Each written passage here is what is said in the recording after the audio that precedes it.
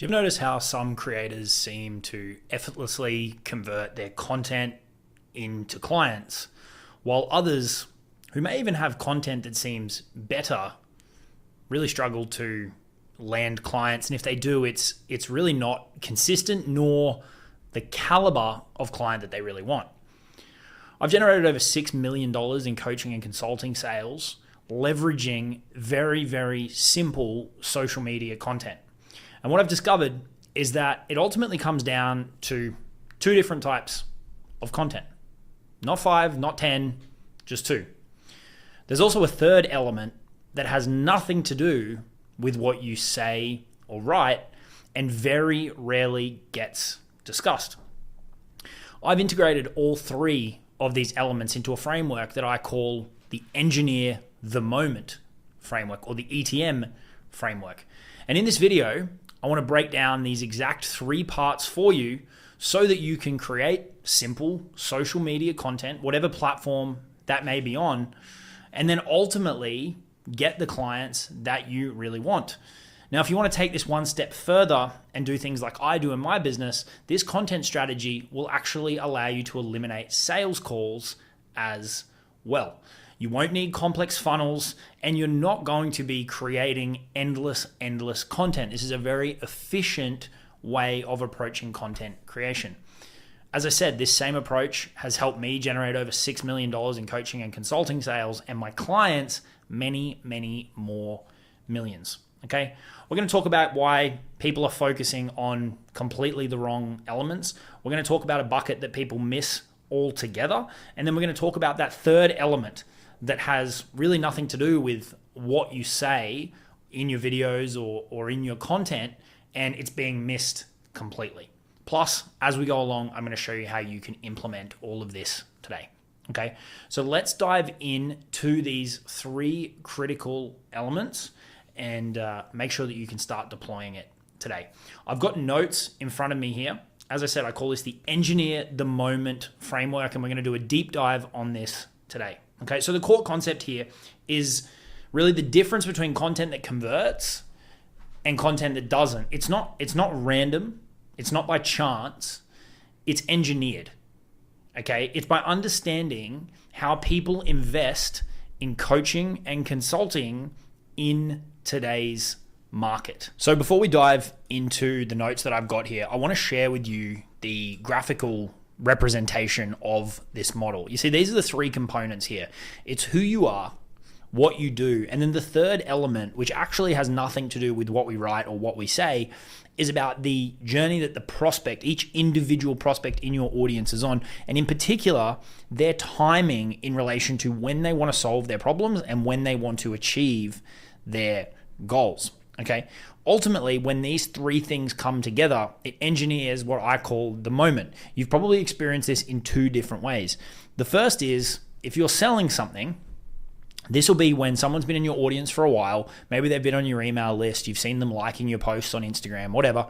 And they could have been there for days, weeks, months, or even years. And then all of a sudden they reach out and they want to book a call. They want to just invest. They want the offer. They're ready to go, right?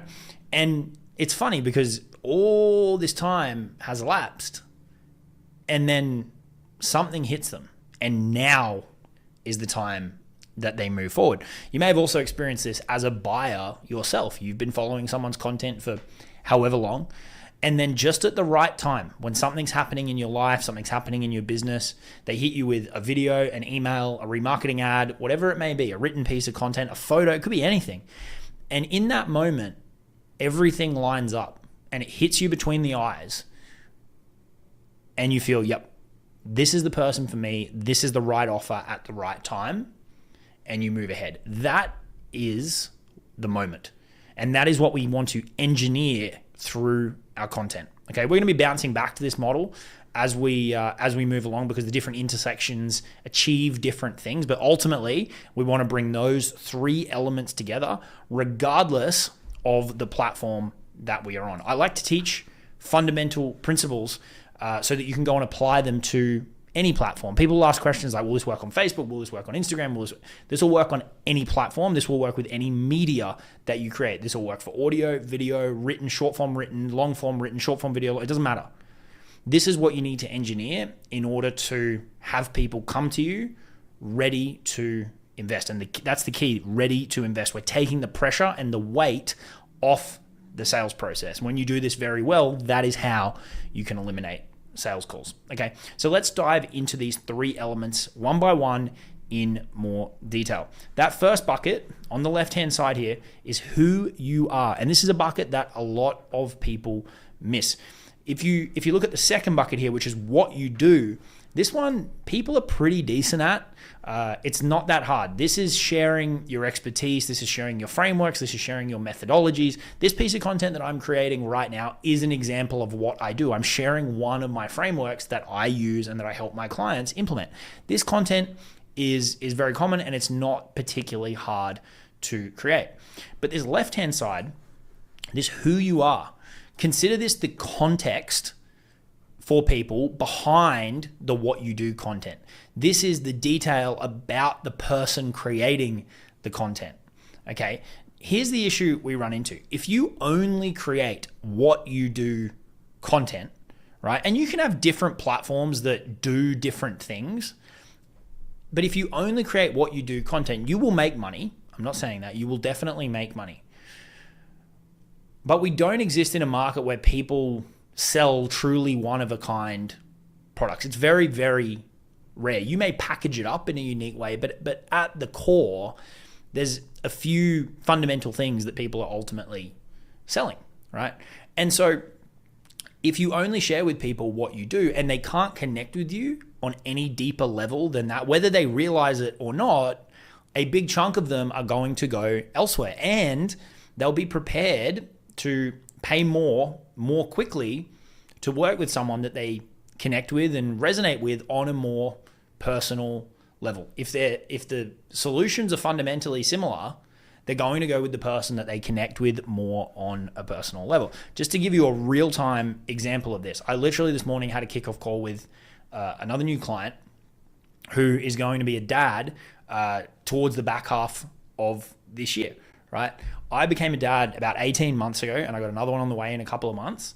The significant increase in the number of new clients that I've signed in the last 18 months for my academy, for my inner circle, who are either dads or are going to be dads soon, has skyrocketed.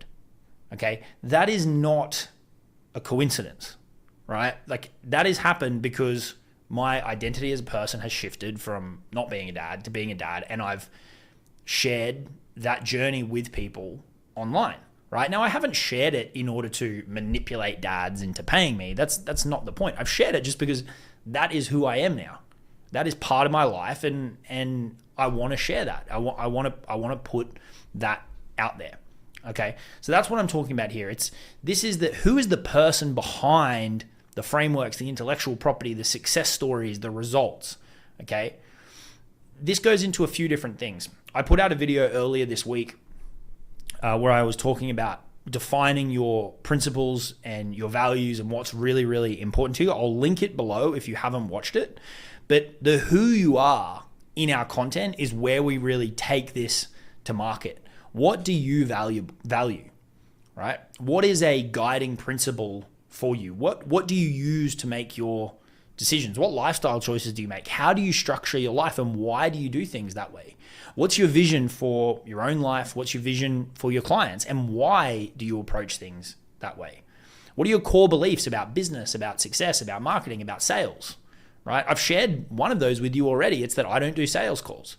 When we drill deeper down on that, it's because I want more time with my family. That's what I'm talking about here. What are the reasons that you do things? What makes you tick? What are the catalysts behind your strategy? Give people more context, okay? In a nutshell, in life and in business, what do you fundamentally stand for? Who are you? Okay? And this happens in 2 phases. You've got to figure this out first, then you can start sharing it in your content. And for a lot of people, this sounds crazy, but a lot of people don't really know who they are.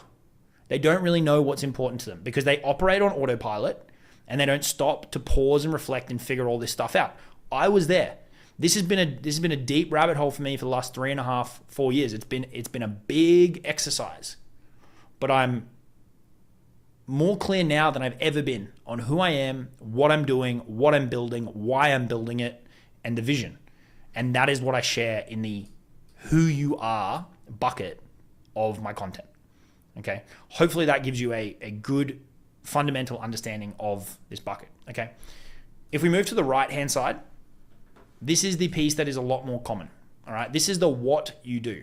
This is your professional expertise and the impact that you make, right? Where do you have domain expertise? What frameworks and methodologies have you developed and you have proof behind that, like what I'm sharing right now, right? What clients have you helped? What results have you generated for yourself? What awards have you won, right? What specific transformations do you deliver? What are your unique approaches and your intellectual property? Okay. Now, we ultimately want, and this is where I said there's these intersections, we want these two things to be tied together. Okay. If I spent time in my content talking about how, one of my highest values is every day being able to have breakfast with my family and then being home in the afternoon so I can take Hendrik for a swim, right? If I spent all time talking about that, and then I turn around and said, here's how I book 12 strategy sessions a day, it's incongruent. It doesn't make sense. And people will go, what the fuck? It's out of alignment and it's not going to work. The strategies, what you do, need to align to who you are. When you nail both of those, the results from your content are going to go from mediocre to unfucking believable. Okay, this is a huge piece that people miss. They're not in alignment between who they are and what they do. This could mean figuring out who you are, or it could mean changing your strategies, or a bit of both. Okay. And this is a big chunk of the work that I do with my clients. You're welcome to reach out. I can tell you about either my academy if you're under 10 grand a month, or my inner circle if you're over 10K per month. All right. As I said, most people are pretty good at this type of content. I think people could give more in their content. I think people are a bit worried about kind of holding back. They think they won't be able to, monetize as much. I think we're in a market where you need to really demonstrate more and be prepared to share. This fundamentally comes down to having confidence in your value, having confidence in who you are and what you deliver, and ultimately knowing what you're selling. If you're selling coaching and consulting, sure, information might be a part of it, but in most cases, that's not why people are coming to you.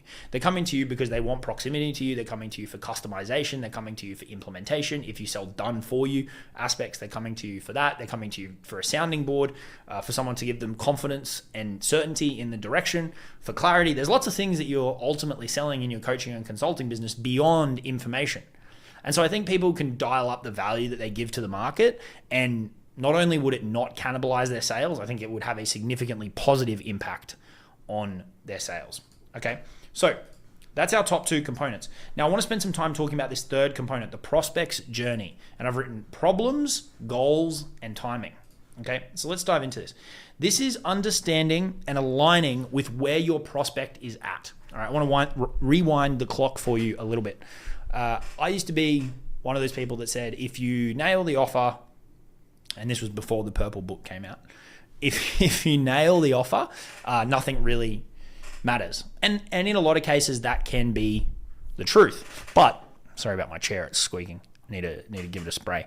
In a lot of cases, that can be the truth. But my dad's had some health issues, and he was in hospital getting pretty severe treatment. He lost a lot of weight very quickly, and I spent the week up in hospital with him. And there was this guy making me an offer that was fundamentally, as far as offers goes, very, very, very good. And it was something that I wanted and needed. But I'm sitting with my dad. He's going through a terrible time in hospital. Do you really think I give a fuck about making a bit more money? No. Right? And it was in that moment that I was like, this timing thing is very, very, very real. Okay. And I mean, I got plenty of vendettas with how people sell this kind of stuff online, which is a topic for another day. But one of them is, it's like ram it down their throat regardless of their situation in this kind of hardcore closer strategy session world. And they don't give a shit about the prospect's timing. It's a very, very real thing. Do sometimes people use it as kind of a false objection? 100%. And our job is to figure out when that is so that we can actually help them. But there are a lot of valid and real cases where the timing isn't right. Okay, now, we don't just sit back and go, oh, well, timing wasn't right. Too bad. There's a lot that we can do.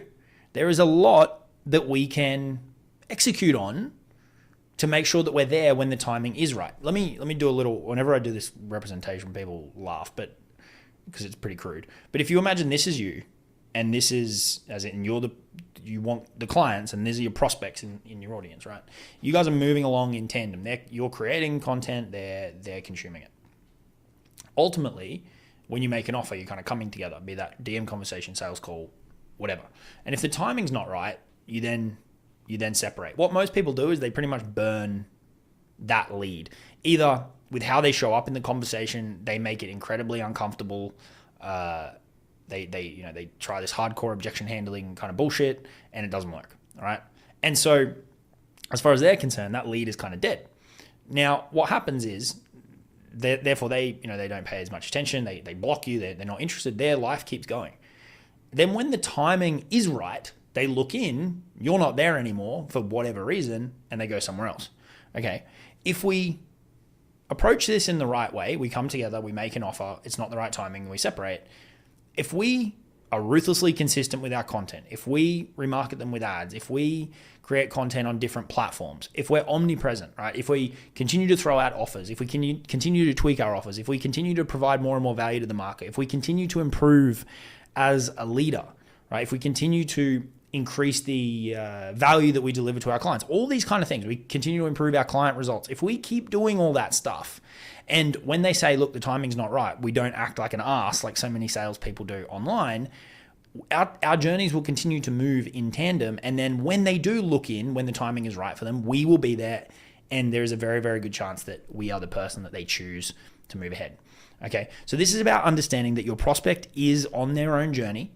Timing is a very, very real element for them, and your job isn't to belittle or manipulate if the timing isn't right. Your job is to continue to show up, to continue to get better, to be omnipresent, and make sure that when the timing is right for them, you are the best solution and that you are there to complete the transaction and to start that relationship. Hopefully, with that overview of those three components, you can see how those ultimately come together to engineer this moment. Okay, let's take things a little bit further. I want to talk about a couple of mistakes. We've touched on these a little bit already, but the main one is focusing too much in one direction or another. Either over-focusing on what you do, we touched on that already. The other thing that some people do is they focus too much on who they are. That is a problem also. If you share a lot about your lifestyle and what you're building and all that kind of stuff, you'll make money because there'll be people who resonate so deeply with you that they want to pay for proximity. But here's the problem: the chunk of money that you're leaving on the table is from the people who go, I vibe with you, but I don't really understand what you do. I don't understand your methods, your processes, all that kind of stuff. Right? We've got to tick both boxes. Then it's ultimately got to align. Okay, so this is the winning formula. Right? We need to blend both elements. Show that we're a real person, right? Not with some like manufactured facade. It's just like who the fuck are you? Let people in, right? And then pair that with what are you an expert in and how can you help people? Okay? Share your world and let people in, and at the same time, share your area of core competency. Okay? Build connections through your content by bringing people along for the ride while demonstrating your capabilities.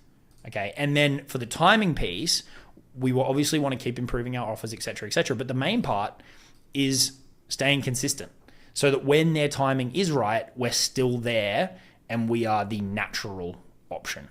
Okay. If we dive a little bit more into what types of content fall under these, we've touched on this a little bit already, but on the left-hand side with this, who you are, this is just the personal stuff. It's like, your morning routine, your family, your travels, letting people in on your principles and your values and how you view the world, right? Like what makes you tick as an individual. I would avoid extensive political and religious rants. You can if you want to, that's up to you. I don't really go down that path. It's entirely up to you. I think that can distract from the main purpose, but it's like what makes you tick, okay? And then on the other side of the equation, you're probably already doing this quite well. It's what are your frameworks? What are your processes? What's the model that you help people deploy? What's the outcome that you help them achieve? What specific problems do you help them navigate and ultimately solve? And then, if you boil it all down, like what's nirvana for your clients? What's on the other side of working with you? For me, that's a lean lifestyle consulting business that allows people time freedom, financial freedom, all those kind of things. Okay, demonstrate that to people. As I mentioned, this will work across pretty much any platform. You just need to take it and digest it. What I would encourage you to do, totally okay if you want to do this, take the transcript from this video, dump it into ChatGPT or dump it into Claude or whatever it is that you use, and then start running your content through this lens. You could give it your last 50 posts, you could give it your last 100 posts, and it'll identify gaps for you. It'll tell you kind of which way you're leaning, if you need to do a little bit more of one bucket or the other. It'll help you craft posts to ultimately bring these things together. I would encourage you to do that. It'll tell you how to apply it to different media formats. How do I integrate this into a YouTube video, podcast, written, all these kind of things. But I would encourage you to take the transcript, just Google YouTube transcript, copy the link to the video, get the transcript, dump it into your AI, and you can use this as a lens to review your content. Okay. Real quickly, I just want to touch on why this is critical to kind of how I approach things. Like I mentioned, I help my clients build a lifestyle consulting business. That's just effectively a lean, simple business with yourself, a VA, maybe one or two other people, depending on how far you want to take things. We sign clients with Google Docs or PDFs. That's how we eliminate phone calls. We focus on a marketing-driven business as opposed to a sales-driven business, and this is a key part of it, is having the content ecosystem that ticks these boxes, and people find us through an ad, an organic method, whatever. They consume, and they ultimately reach out. We send them the offer, and they move forward. And ultimately, the goal of the content is to pre-sell people on those two elements, who we are and what we do. Okay? If you want to take this one step further, this is where you're really using content to build relationships at scale. Okay, like I mentioned, leverage technology and use AI for efficiency. You don't want it to result in you creating shitty generic content, but you can definitely use it to speed up the process. I've got here focus on quality over quantity. This should be your initial focus, and then it's been said by other people, but then dial up the quantity. That's the next solution. And if you want a North Star, it's to ultimately create an ecosystem of content that ticks these boxes, where you've got new people finding you 24/7 on autopilot, and then they're dropping into an ecosystem that is filled with this perfect and beautiful blend of content that shares with them who you are and what you do constantly, so that when the timing is right for them, you make sense as the solution. Okay? We're trying to create this alignment between these three key areas. If you can achieve that, it's going to take your content to a completely different level. Okay? That's what I've got for you today. I appreciate you hanging out with me in this one. Go and deploy this, and I look forward to hearing the results that you get. If you'd like my help building a lean lifestyle consulting business, I've got what I call my Lifestyle Business Academy. That's for if you're under $10,000 a month. You can email me at jacob@jacobcaris.com, or you can reach out to me on Facebook or Instagram. I'll get you the details for that. If you're over $10,000 a month, I'd invite you to consider my Inner Circle. It's where I work directly with folks. And again, reach out. I'll send you the details for that. But take this one away. Take your content up a notch. I think you're going to enjoy the benefits. Cheers.